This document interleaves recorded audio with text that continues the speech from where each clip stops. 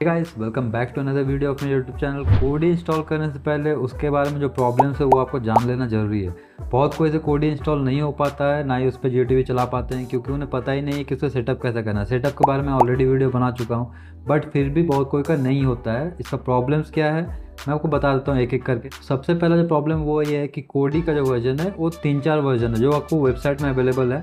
वो लिनक्स के लिए अलग आता है, विंडोज़ के लिए अलग आता है, एंड्रॉयड के लिए अलग आता है और iOS के लिए अलग से आता है। तो आप लोग एंड्रॉयड यूज़ करते हैं तो एंड्रॉयड टीवी और एंड्रॉयड फ़ोन में दोनों के लिए एंड्रॉयड ही रहेगा।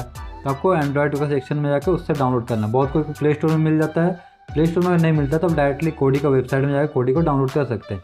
वहाँ पर आपको बहुत कोई प्रॉब्लम होता है कि किसी में 32 बिट है, हवाई का एक अलग से, किसी का 64 बिट है। तो आपका ऑपरेटिंग सिस्टम कौन सा 32 या 64 ये आपको चेक कर लेना होगा। या तो एक काम करना, दोनों को ही डाउनलोड कर लेना, एक एक करके दोनों को इंस्टॉल करना।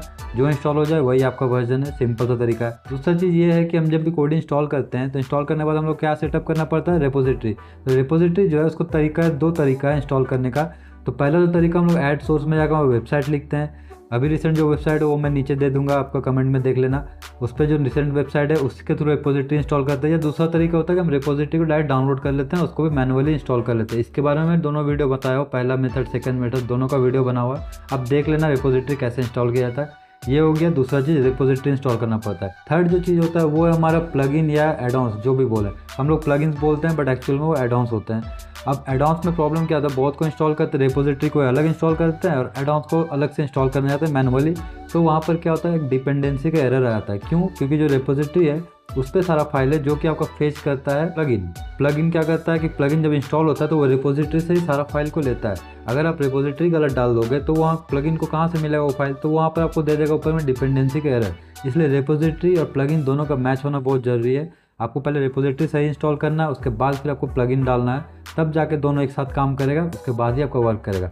उसके बाद जो पॉइंट है ये बताना चाहता हूँ कि अभी क्या है कि कोडी का जो GTV का जो प्लगइन है वो बहुत ज़्यादा प्रॉब्लम कर रहा है। कभी पुराना वाला चल रहा है, कभी नया वाला चल रहा है, कभी कुछ हो रहा है। तो अभी फिलहाल पहले तो क्रीट मेंटेन करता था, अभी उसे डेनवर और किरण नाम का है एक, ये दोनों मेंटेन करते हैं। जो डेवलपर है एक्चुअली उन्हीं लोग मेंटेन कर रहे हैं इसको, तो क्रेडिट उन्हें ही जाना चाहिए, मैं कोई क्रेडिट नहीं ले रहा हूँ। अब क्या होता है कि जब आप सही रेपोजिटरी एंड सही प्लगइन इंस्टॉल कर लेते हैं, करने के बाद भी बहुत कोई का नहीं चल पाता है। लॉगिन तो कर लेते हैं, लॉगिन करने के बाद भी फिर देखते हैं बहुत कोई का नहीं चलता है। उस पर क्या होता है कि पहला चीज़ तो बताता हूँ, अभी फिलहाल OTP मेथड काम कर रहा है। पहले पासवर्ड से भी हो जाता है, पासवर्ड से भी नहीं हो रहा, तो आपको OTP से ही करना पड़ेगा, पहला चीज़। दूसरा चीज़ ये हो रहा है कि जब भी आप सेटिंग करें तो आपको करना क्या है ना, सेटिंग करने के बाद जब भी सेटिंग हो जाए कोडी को रीस्टार्ट कर लेना। रीस्टार्ट करने के बाद आपको क्या करना, simple TB IP PPR setup जो रहता है वो आपको करना मस्ट है, वो आपको करना ही पड़ेगा।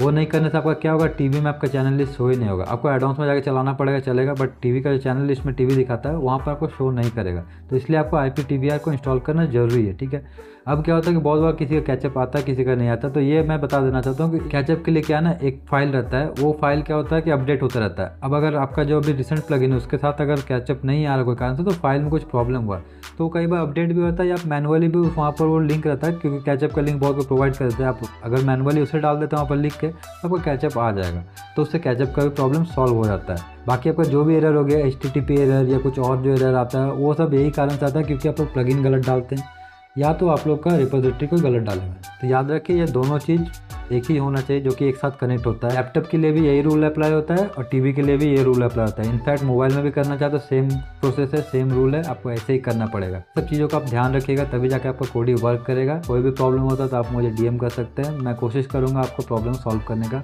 मिलते हैं अगले वीडियो में, तब तक के लिए बाय बाय।